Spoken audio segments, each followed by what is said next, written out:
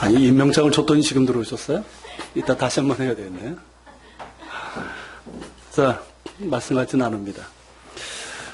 지난주일에 잠시 말씀드렸던 것처럼, 지금 이스라엘에 가면, 성탄절이 아니라 어떤 절기가 있다고 그랬죠?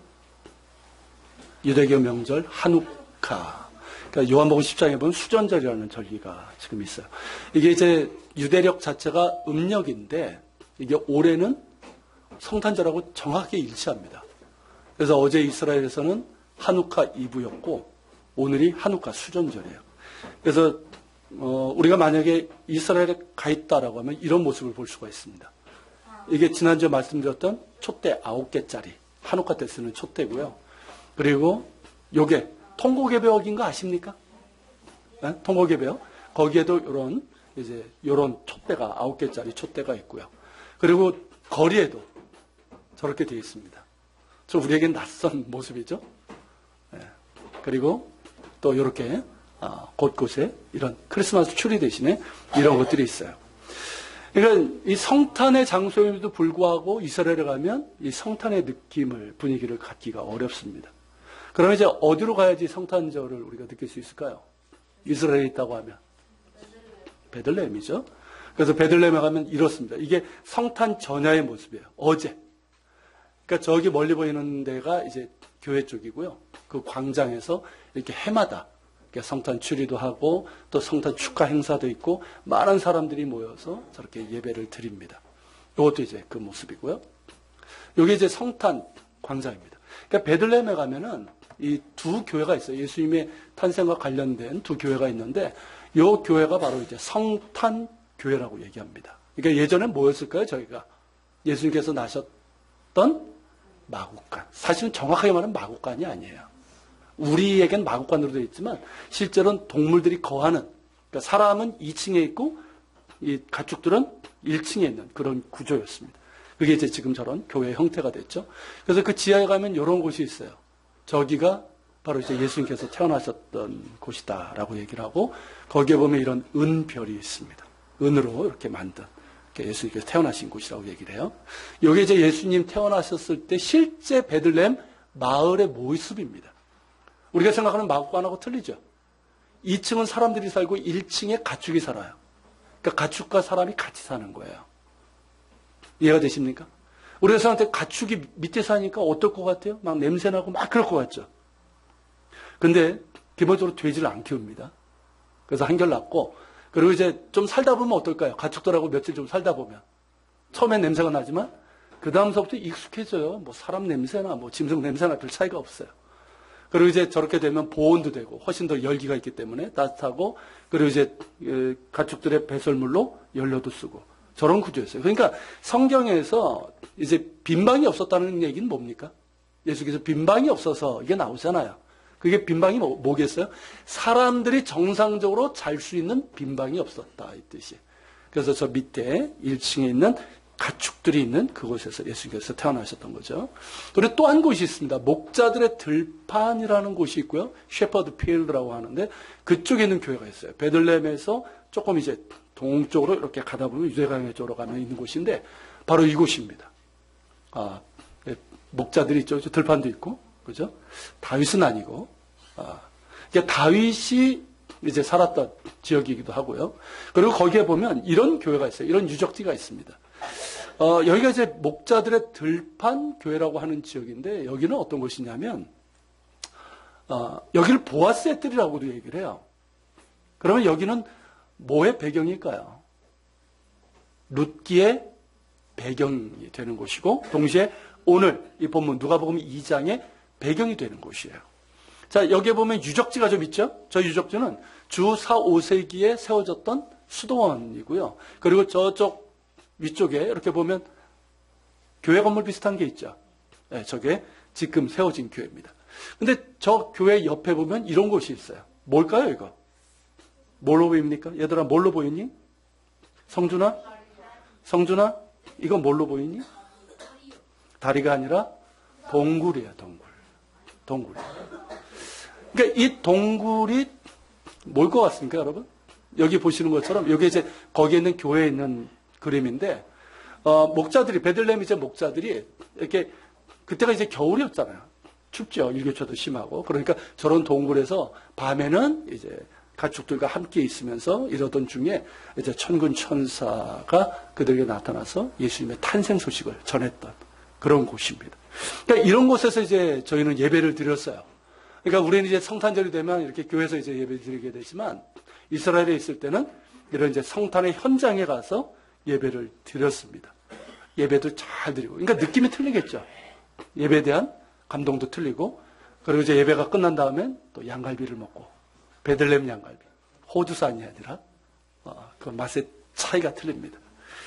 근데 제가 이제 베들레헴에서 이게 제가 목회하던 텔아비브 요파 교인들과 이렇게 예배 드리면서 그런 질문을 한 적이 있어요. 자, 베들레헴에서 메시아가 태어날 가능성은 얼마나 될까 하는 질문이에요.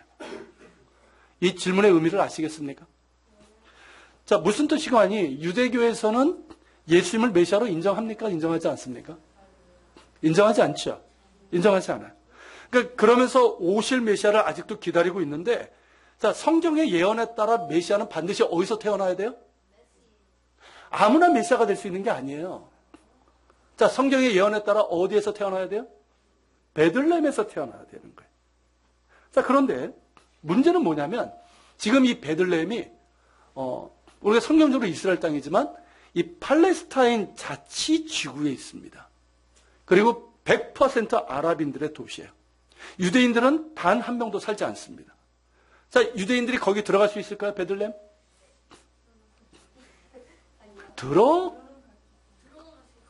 못 들어가요, 사실은. 근데 저희와 함께 들어간 유대인이, 우리 교인 중에 유대인 청년이 있었거든요. 걔는 이제 약간 외국계여가지고 이렇게 겉모습이 유대인처럼 안 생겼어요. 근데 그럼에도 불구하고 걔한테 너 모자 쓰고 탁 시킨 다음에 절대 히브리어 하지 말고 그러더라고요. 왜냐하면 베들레헴에 유대인이 들어갔다가 만약에 유대인인 것이 발각이 되면 어떻게 될까요? 납치당하거나 죽을 수 있어요. 그게 베들레헴이에요. 그러니까 앞으로도 베들레헴에 유대인들이 살 가능성이 있을까요? 없어요. 그렇다면 자, 앞으로도 지금까지도 그렇고 앞으로도 자, 베들레헴에서 유대인 아기가 태어날 가능성은 제로라는 거예요. 자, 이런 상황에서 유대인들이 인정하든 인정하지 않든 지금까지 메시아라고 추정된 사람들 중에 베들레헴에서 태어난 사람은 몇 명이나 될까요? 여러분, 예수님 이전에도 그랬고 예수님 때도 그렇고 예수님 이후에도 유대인들 가운데 자칭 타칭 메시아라고 하는 사람들이 있었어요. 자, 특별히 이제 주목할 사람이 누구냐면 주 132년에 로마의 반란을 일으켰던 바르코크바라고 하는 사람이 있어요. 별의 아들이라는 뜻인데 이 사람은 유대교 랍비에 의해 가지고 메시아로 추앙됐던 사람이에요. 자, 근데 이 사람 결국 이제 죽었죠. 아무것도 아닌 게 죽었죠. 그리고 지금도요. 그 유대교 소수 종파가 있습니다. 아주 소수 종파, 이상한 이단 비슷한 종파들이 있어요. 자, 거기서는 자신들의 지도자, 이게 수염 톡톡한 그 랍비들을 메시아로 추정하는 사람들이 있어요. 추정하는 사람들. 자, 그들 가운데 베들레헴에서 태어난 사람은 몇 명이나 될까요? 몇 명이나 될까요? 자칭, 타칭이든 몇 명이나 될까요? 오직 한 사람밖에 없어요. 그분이 누굴까요? 예수님이십니다. 오직 예수님만이 베들레헴에서 태어나셔서 전 세계적으로 메시아로 높여지고 있는 유일한 분이에요. 그러니까 예수님만이 성경의 예언대로 베들레헴에서 태어나신 메시아 구원자이십니다. 이게 너무나도 분명한데 유대인들은 이것을 아직도 깨닫지 못해요. 쉽게 얘기하면 자, 이런 조그만 역사를 보고 지금의 이제 현실 상황만 이렇게 봐도 이걸 알 수 있는 거거든요. 그럼에도 불구하고 이들이 이것을 깨닫지 못하는 걸 보면 사도 바울이 얘기한 것처럼 그들의 눈에 두꺼운 수건이 둘려져 있는 거예요. 여러분, 두꺼운 천이 이렇게 눈앞에 이렇게 덮여 있으면 어떨까요? 볼 수 있을까요? 안 보이죠. 그러니까 성경을 아무리 봐도 깨닫지 못하는 거예요. 사도 바울이 그 얘기를 한 거예요. 그래서 성령께서, 우리가 기도해야 될 제목입니다, 여러분. 성령께서 유대인들의 눈을 덮고 있는 이 장막을 걷어주시기를. 그래서 예수님이 메시아다. 성경의 예언대로 오신 메시아심을 그들이 믿고 영접할 수 있기를 우리가 기도해야 될 줄을 믿습니다. 자, 예수님께서 이렇게 구약성의 예언대로 다윗의 동네 베들레헴으로 오셨어요. 그리고 소수의 사람들만이 예수님께서 이 예언된 메시아심을 하고 경배를 드렸어요. 자, 소수의 사람들이 누굴까요? 대표적인 사람들이 동방박사들하고 목자들, 이 베들레헴 들판의 목자들이에요. 자, 그런데 이 둘 중에 누가 먼저 예수님을 경배했을까요? 한번 대답해봐요. 누가 먼저? 자, 동방박사들하고 베들레헴 목자들하고 누가 먼저 예수님 경배했을까? 자, 동방박사. 없어요? 자, 베들레헴 목자. 시은이밖에 없어? 이건 맞춘 사람에게는 양갈비를 따블로 드릴 수가 있어요? 동방박사? 내려요. 자, 베들레헴 목자. 시은이? 시은이가 맞았어요. 그런데 우리는 보통 누구를 생각하냐면 동방박사를 생각해요. 왜냐하면 마태복음에 먼저 나오니까. 그런데 그 시기적으로 우리가 계산을 해보면요. 동방박사보다 먼저 예수님의 탄생을 알게 되고 경배했던 사람이 누구냐면 베들레헴 목자들이었어요. 자, 그렇다면 자, 이 목자들에게 왜 하나님께서 천사를 통해서 제일 먼저 예수님의 탄생 소식을 알렸을까요? 왜 목자들이었을까요? 여러분, 당시 목자들은요, 이 구약시대의 목자는 그 다른 평가를 받았어요. 여러분, 구약시대 때 목자들은 어땠을까요? 어떤 평가를 받았을까요? 굉장히 존중을 받았던 거 아십니까? 구약에는? 기본적으로 이스라엘 민족들이 유목민 출신이잖아요. 그러니까 이 목자들을 굉장히 존중했고, 자, 다윗도 그의 시편 23편에서 뭐라고 고백합니까? 여호와는 나의 목자시니. 그러니까 하나님을 목자로 비유하고 있어요. 그렇게 노래하고 있어요. 그리고 이스라엘 왕들도 뭐에 비유할까요? 이스라엘 왕. 목자로. 그러니까 이 백성들은 양이고 그들을 잘 이게 치는 목자로 이렇게 비유를 하고 있어요. 그렇게 이제 구약시대 때는 이 목자가 굉장히 존중받은 그런 일종의 직업이었는데, 요게 이제 알렉산더 이후에 헬라 시대가 되잖아요. 그리고 로마 시대를 깨면서 그쪽 문화에서는 이 목자는 뭘까요? 아주 하찮은 천한 직업인 거예요. 그러니까 이런 인식이 계속되다 보니까 예수님 당시에는 어땠을까요? 목자들이 사회 최하층에 속하게 된 거예요. 자, 당시에 어떤 속담이 있었냐면, 목자들과 거래하는 것은 도둑들과 거래하는 것 같다. 이런 얘기가 있었어요. 무슨 얘기인지 아시겠죠? 그리고 아이들, 이렇게 말 안 듣는 애들, 이렇게 예배할 때 이렇게 떠들고 막 이런 애들, 여기는 없어요. 말 안 듣는 애들. 그런 애들한테 뭐라고 그러냐면, 너 커서 목자나 되라. 부모들이 그런 얘기를 했다고 그래요. 그러니까 이런 이제 분위기고 이런 상황으로 본다면 예수님 당시의 목자들은 어땠을까요? 사람들에게 이제 천한 사람들로 취급을 받고 가난하던 사회 최하층이었고, 또 무관심, 그리고 편견이 있지 않습니까? 그런 편견과 차별을 받았던 소외 계층이었다는 거예요. 자, 그런 그들에게 제일 먼저 천사들이 예수님의 탄생 소식을 전했다는 것은 매우 중요한 것을 우리에게 보여주고 있습니다. 그게 무엇일까요, 여러분? 예수님께서 이 땅에 오신 이유와 같습니다. 자, 예수님께서 하나님의 본체이심에도 불구하고 피조물의 몸으로 이 땅에 오셨어요. 그리고 베들레헴으로 오셨지만 어떻게 오셨습니까? 자, 석가모니 같은 경우는 어떻습니까? 왕자로 왔죠. 왕자로 온 게 아니죠. 그냥 태어난 거죠. 자, 예수님 같은 경우는 어떻습니까? 만왕의 왕이신 그분이, 창조주신 그분이 피조물에, 이게 사실 역설이잖아요. 이 피조물, 우리가 똑같은 이 살덩어리 가지고 이 땅에 오셨고, 또 베들레헴에 오셨는데 방이 없어가지고, 빈 방이 없어가지고 가축들을 키우는 공간에서 태어나셨단 말이죠. 자, 그리고 예수님 성장기는 어땠습니까? 부유한 가정에서 성장하셨습니까? 아니에요. 나사렛 가난한 그 동네에서 목수의 가정에서 그렇게 이제 성장하셨고, 전승에 의하면 이 요셉, 육신의 아버지죠. 요셉이 일찍 죽었다고 합니다. 그러니까 예수님이 보통 우리로 하면 이 청소년기 때 이미 이 가장의 역할을 했다는 거예요. 지금으로 하면 소년 가장이죠. 직접 목수일을 하면서 그렇게 이제 생계를 이끌어갔다는 거죠. 자, 그리고 예수님의 공생의 기간은 또 어땠습니까? 자, 예수님께서 많은 사람들 이렇게 막 지원하면서 각 누리면서 그러고 다니셨습니까? 아니죠. 예수께서 뭐라고 하십니까? 나는 머리둘 곳조차도 없다. 여우도 굴이 있는데 나는 머리둘 곳조차도 없다. 그러시면서 이 땅에서 누구를 대하셨습니까? 힘 있는 사람? 권력자들, 부한 사람들? 아니에요. 가난하고 소외되고 사회적 편견으로 차별당하는 이들의 친구로서 그렇게 사셨습니다. 그런 예수님의 생애를 생각하면 자, 베들레헴 들판의 목자들에게 제일 먼저 이 탄생 소식을 전한 것이 가장 합당한 거예요. 그렇죠? 그 당시 그 누구보다도 먼저 용서의 은혜, 그리고 그 외로운 그들에게 정말 하나님의 그 사랑이 필요했던 사람들이 바로 베들레헴 목자들이었습니다. 이것이 성탄을 맞이하는 우리들에게 중요한 것은 뭐냐면 지금 한국교회가 잃어버린 예수의 정신을 다시 회복하는 것이 무엇인지를 보여주기 때문입니다. 전에 한번 말씀드렸던 것처럼 지금 한국교회 현실을 이렇게 보면서 어느 신학사가 이런 평가를 내렸어요. 한국교회는 예수를 잃어버렸다. 한번 말씀드린 적이 있죠. 자, 입만 열면 예수예요. 오직 예수. 그런데 정작 어떻습니까? 실상 예수님께서 가르쳐 주시고 예수님께서 삶으로 보여주셨던 그 정신, 이걸 예수 정신이라고 해요. 이런 예수 정신을 잃고 만 것은 아닌가 하는 거예요. 자, 여러분, 예수 정신은 뭡니까? 낮은 곳을 향하는 거예요. 기득권을 향하는 것이 아니라 이 땅에 소외되고 상처받고 가난하고 차별당하는 이들을 향하는 겁니다.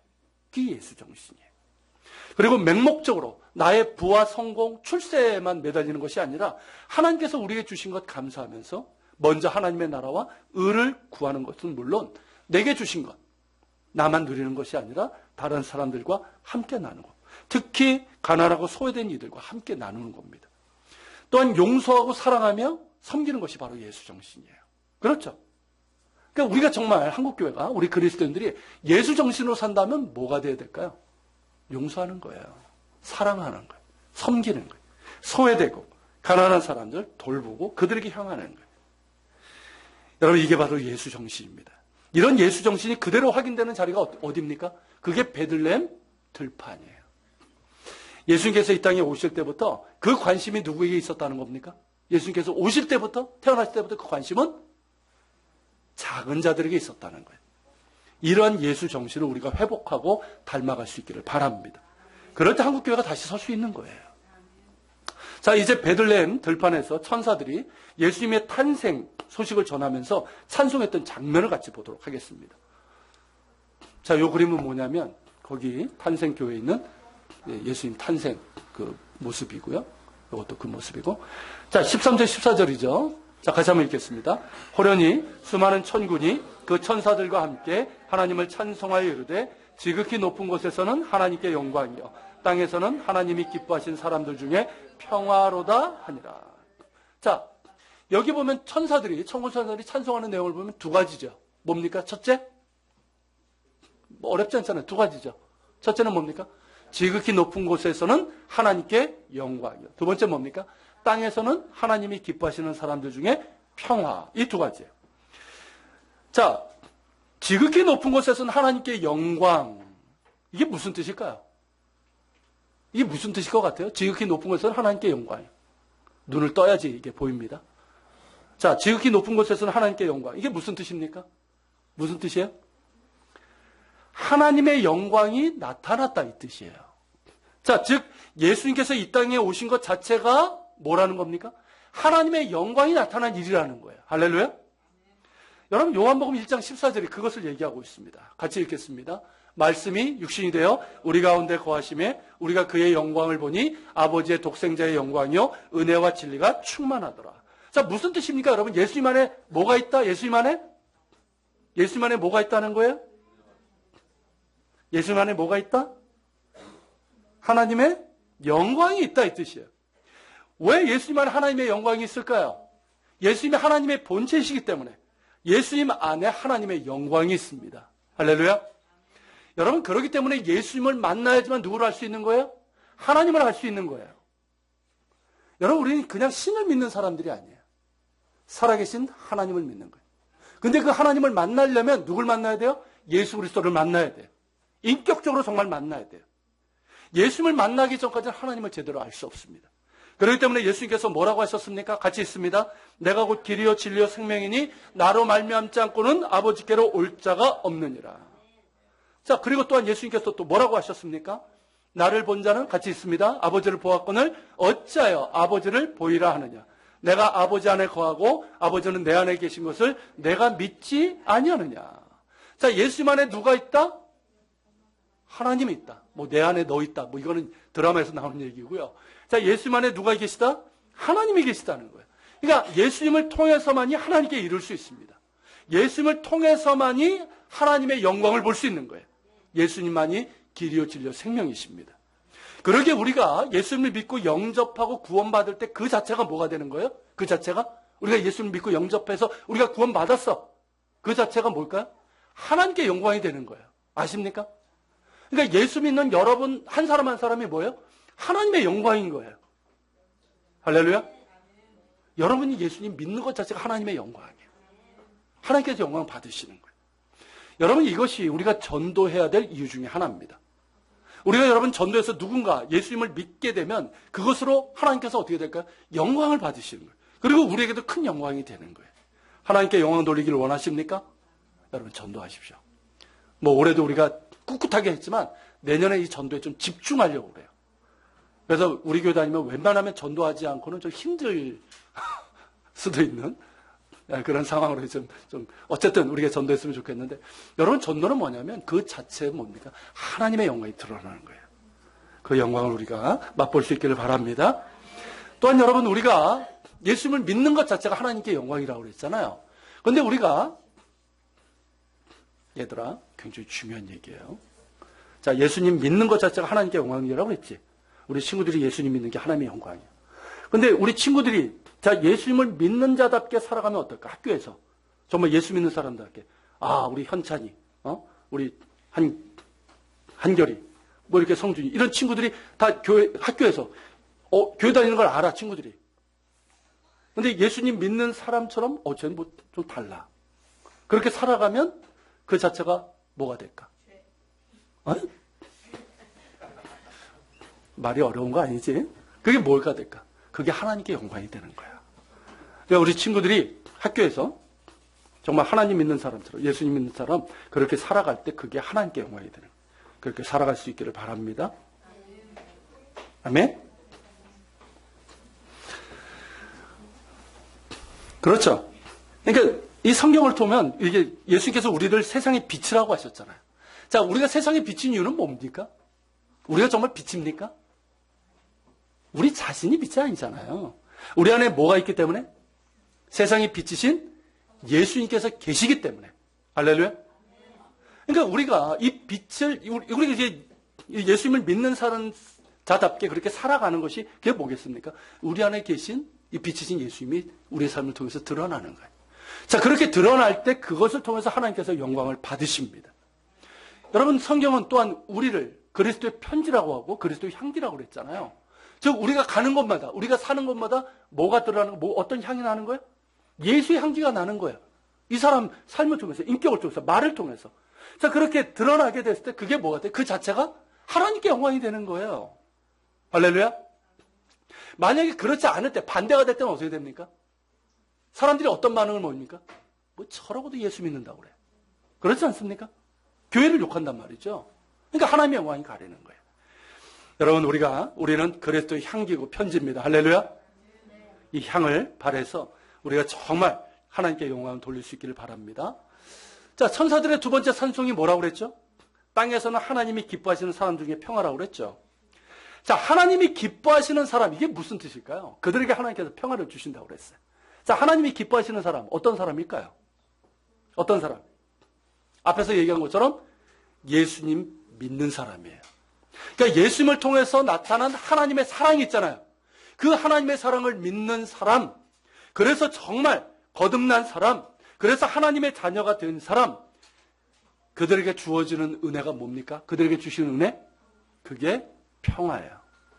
여러분, 우리가 예수 믿고 거듭났다라고 했을 때 그 증거가 뭡니까? 자, 우리가 은혜 받았다고 그랬죠. 은혜 받은 증거가 뭡니까? 그게 뭐예요? 우리 안에 기쁨이에요. 평화예요. 맞습니까? 경험 없으신 거 아니죠? 저는 21살 때 예수님 다시 만나고 나서 정말 천국 같았어요. 제 안에 정말 놀라운 기쁨이 있었어요. 평화가 있었어요.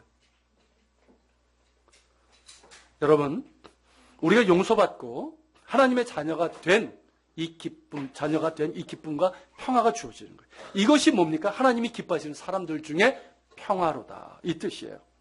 여러분, 예수 안에 평화가 있습니다. 예수 안에 기쁨이 있어요. 예수 안에 참된 행복이 있습니다. 여러분, 예수 안에 있는 이 평화가 뭔지 아십니까? 이게 단순히 마음의 안정을 얘기하는 게 아니에요. 마음의 안정은 불교에서도 얘기를 해요. 뭐 이게 뭐 이런 데서도 얘기를 해요. 그리고 삶의 안정을 얘기합니다. 물질적으로 안정이 되고 문제가 없으면.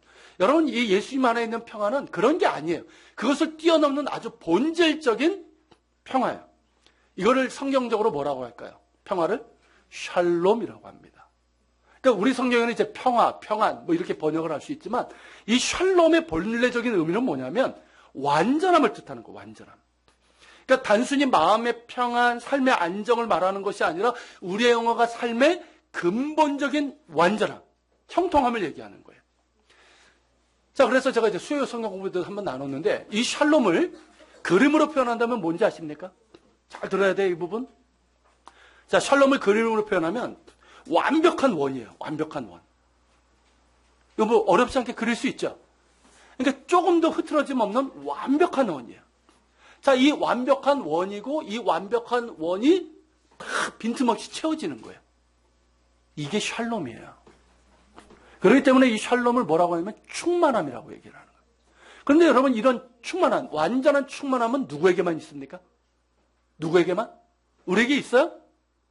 없어요. 세상에 있습니까? 없어요. 오직 하나님께만 있는 거예요. 완전하신 하나님께만 이 완전함과 충만함이 있습니다. 할렐루야? 그래서 여러분, 인간은 이 하나님과의 관계로부터 이 충만함이 있는 거예요. 이 샬롬이 주어지는 거예요. 이게 여러분 에덴 동산에는 있었어요. 인간이 범죄하기 전까지는 이 샬롬을 누렸어요. 하나님의 그 완전하신 충만함을 다 누리고 살았어요. 결핍이 없었다는 뜻이에요. 그런데 여러분, 인간이 범죄한 이후에 뭐가 찾아왔습니까? 결핍이 찾아왔죠. 그 결핍이 뭐예요? 그 결핍이? 이제 먹고 살아야 되잖아요. 그죠? 땀 흘려야 되는 거예요. 땀 흘려도 뭐가 들어옵니까? 예나 지금이나 똑같아요. 농경사회나 지금이나. 땀 흘린다고 그대로 얻습니까? 그렇지 못하단 말이죠. 지배 구조가 되고. 그리고 가장 큰 결핍이 뭡니까? 인간에게 죽음이 찾아왔어요. 이 죽음은 가장 큰 결핍이에요. 여러분, 이런 결핍을 끝내기 위해서, 우리에게 잃어버린 이 충만한 샬롬을 주시기 위해서 오신 분이 누구예요? 그분이 바로 예수님이에요. 그 값을 치르신 거예요.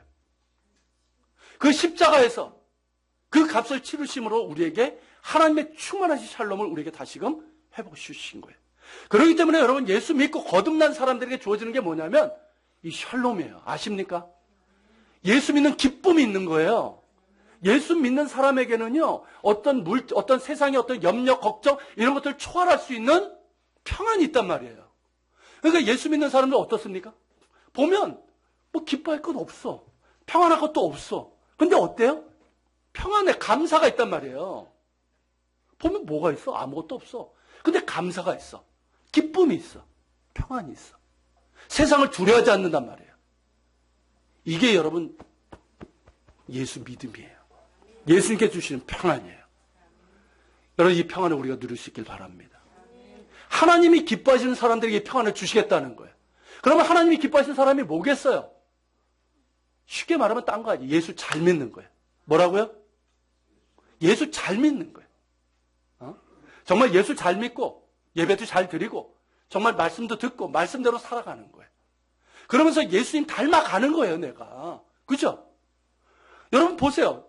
자, 하나님께서 당신의 아들을 닮아가는 우리를 보실 때 어떨 것 같습니까? 눈물 나게 기쁘실 거예요. 그러지 않겠어요? 우리 곱순내를 보니까 실제로 그렇기도 하고요. 정말 예수님을 정말 믿음이 성장하고 있고 예수님을 닮아가려고 늘 애써. 그럼 하나님 보실 때 어떨 것 같아요? 기쁘신 거예요. 눈물 나게 기쁘신 거예요. 그러면서 주시는 게 뭘까요? 그 은혜가. 그게 평화예요. 그게 샬롬이에요. 마음에도 평안을 주시고요. 그 삶에서도 이게 찌그러진 부분이 있잖아요. 원이라고 그랬잖아요. 찌그러진 부분이 있잖아요. 그런 부분들을 하나님께서 채워주시는 거예요. 부족한 부분들 채워주시는 거예요. 할렐루야. 우리가 하나님이 기뻐하시는 사람들로 서길 바랍니다. 그리고 여러분, 하나님이 기뻐하시는 사람은 또 하나가 있어요. 그게 뭐냐면 예수님께서 이런 말씀을 하셨어요. 자, 이 말씀 보고 이제 끝내겠습니다. 자, 같이 있습니다. 화평히 하는 자는 복이 있나니 그들이 하나님의 아들이라 일컬음을 받을 것이며. 자, 어떤 사람? 어떤 사람이 하나님의 아들이라. 여러분, 이게 엄청난 영광인 거 아십니까? 우리가 하나님의 아들이라 일컬음을 받는다. 이건 그냥 자녀라는 수준이 아니에요. 쉽게 말하면 예수님 똑같은 사람입니다. 예수님과 똑같이 닮은 사람이다. 이런 호칭을 받는 거예요. 자, 이런 사람이 어떤 사람이라는 겁니까? 화평하게 하는 자. 평화를 만드는 사람이에요. 피스메이커예요. 영어로 하면. 자, 이 사람이 들어오는 것마다 어떨까요? 사람들 관계는 갈등이 있고 이런 문제들이 있잖아요. 근데 이 사람이 들어가면 어떻습니까? 그 갈등들이 해결이 되는 거예요. 그리고 평화가 이루어지는 거예요. 용서가 있고 화해가 이루어지는 거예요. 여러분, 우리가 이런 화평케 하는 자들이 될 수 있길 바랍니다. 뭐 세계 평화 이런 거 거창하고 얘기할 거 없어요. 우리는 세계 평화는 기도할 수 있지만 우리가 할 수 있는 건 별로 없어요. 뭡니까, 여러분? 가정의 평화예요. 여러분 가정에서 평화를 만드는 자로 설 수 있길 바랍니다. 그게 예수 믿는 사람 아니겠어요? 가정을 위해서 기도하는 거예요. 나부터 용서하고 용납하는 거예요. 섬기는 거예요. 사랑하는 거예요.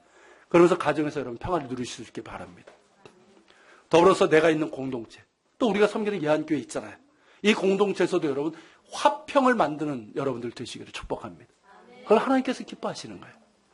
그런 이들에게 하나님께서 정말 당신의 충만하신 샬롬으로 채워주시라고 믿습니다. 할렐루야. 여러분들 축복합니다. 자, 우리 같이 한번 기도하겠습니다. 오늘 말씀을 기억하면서 우리 같이 기도합시다. 주님, 우리가 하나님을 믿는 하늘의 영광, 땅에는 평화라고 그랬는데 주님, 우리가 이 예수의 정신, 정말 작은 자들 향하는 그런 예수의 정신을 우리가 한국교회가 회복하게 하여 주시옵시고, 또한 우리가 예수님을 믿음으로 통해서 하나님께 영광을 받으십니다. 예수 잘 믿게 해주시고 또 하나님이 기뻐하시는 사람이 되길 원합니다. 그래서 충만하신 샬롬을 우리에게 허락하여 주시옵소서. 우리 같이 기도하며 나갑시다. 같이 기도합니다. 살아계신 주님, 이 시간 기도하며 주님 앞에 나아갑니다. 거룩하신 주님 함께 하시고